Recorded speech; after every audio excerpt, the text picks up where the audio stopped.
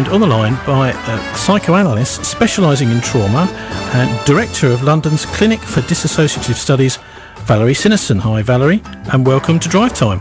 Hello. Hello, Valerie. I thought you weren't there for a second. Oh, right. Now, you actually, first of all, can you just tell us about the Clinic for Dissociative Studies?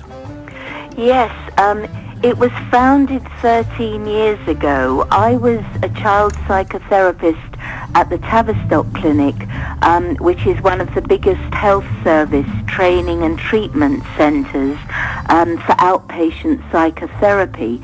And I was mainly working with children with a learning disability who'd gone through horrendous amounts of abuse as a vulnerable group that find it hard to communicate or be believed.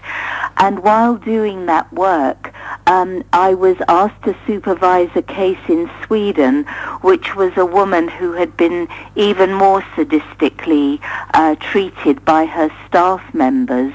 And it was through doing that work that we started a pilot study looking at people making allegations of extreme trauma, such awful accounts of multiple moments of trauma at the hands of many people, that the response was one of disbelief rather than greater sympathy and protection.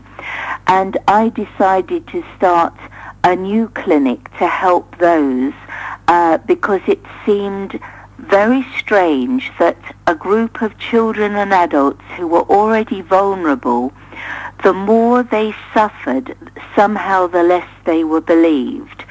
So it's not surprising that in that first group I worked with over 20 years ago, I had 2 accounts of Jimmy Savile being an abuser, where I did support 2 people to go to the police, but it was seen as something impossible to consider at that time. Seen by whom? Seen by the police as real, but also by the wider community. We have improved a lot as a society in the last 20 years in accepting the reality of abuse, even though it's still so hard for us. Now, Valerie, when someone has experienced this kind of abuse, where do they normally go to talk about it? And does it take them a few bounces before they find someone that will believe them, like you? When we look at adults who were abused in childhood, we find that nearly all of them had told somebody. And often it could have been a fellow pupil at school, a teacher, a helpline, a neighbour. But depending on how that first person reacted, the victim can often shut up for another 10 years. Just even a kind of well-meaning teacher saying, "Oh, I'm sure your mum is a really nice woman, and maybe you got it wrong in your mind. I don't think she'd do something like that."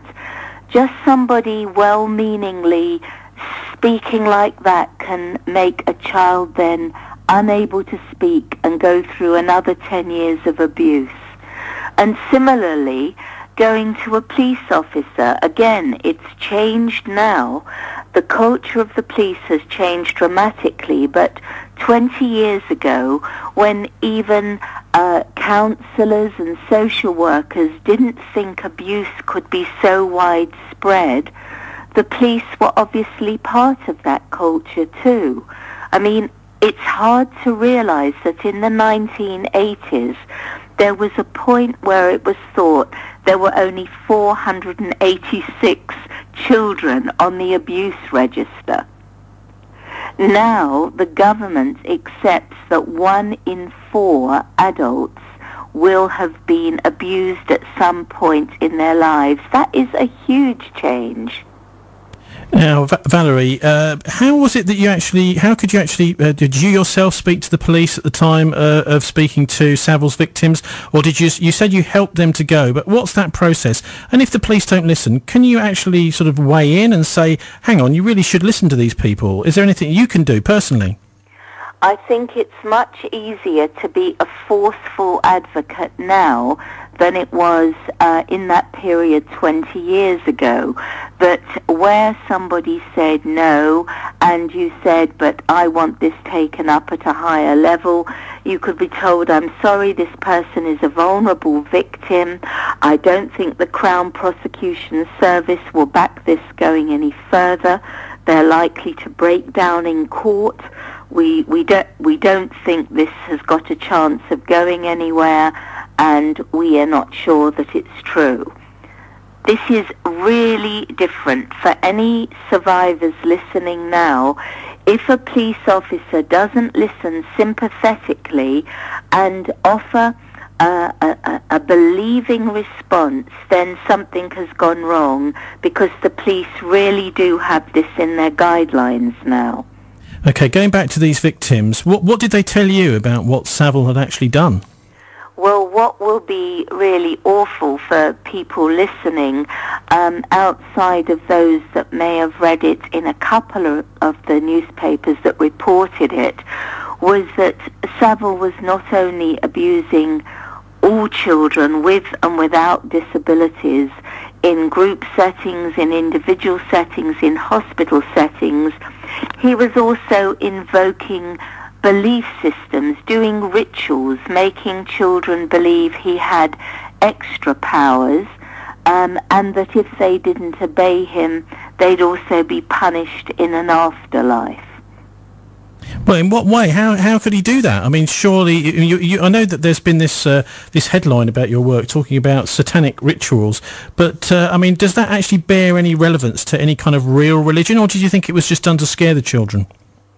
That's a really important differentiation. First of all, can I make clear that there are Satanists that would never harm anybody. It's a legal belief system.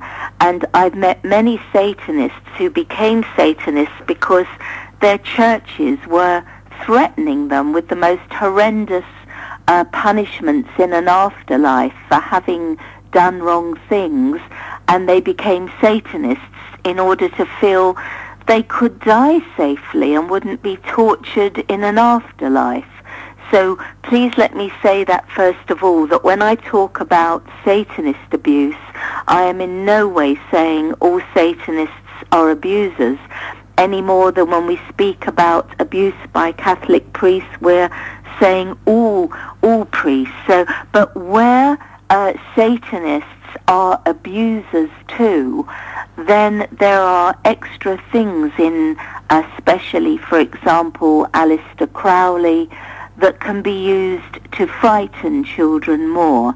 But the use of cloaks, of making spells, of making threats, of threatening what will happen after death too, is something that the 5 different people that have spoken to me about Jimmy Savile all said he'd been part of.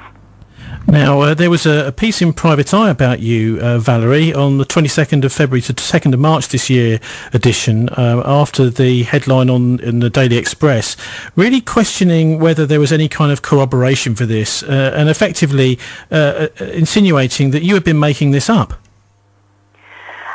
When there is abuse by itself, it's scary enough.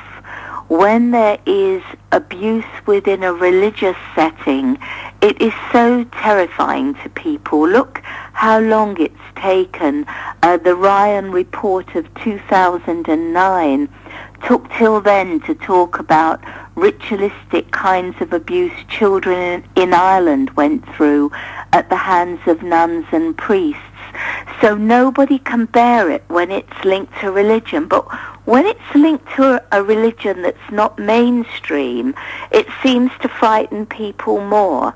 As if, yes, abuse exists, Satanism exists, but you couldn't have Satanist abuse.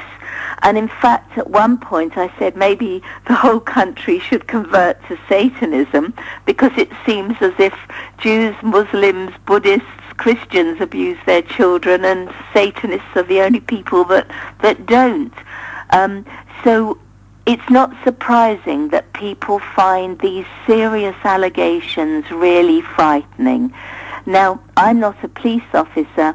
I'm a psychoanalyst and a therapist, and what people say in the consulting room is private, but as somebody that's been there at the forefront of getting disclosures from children and adults with a disability for 30 years, where people have asked me to go to the police or speak about something publicly, I have done this with their permission. So no, I haven't been in a ceremony, but I've seen the marks on them, and I've seen the terror they're in, and I've seen how they were before such events happened, and how they are when they speak about it, how consistent they are in other things they say, so that there has been no reason from a psychological point of view to doubt their capacity to give good evidence. But it's the police that need to find the proper corroboration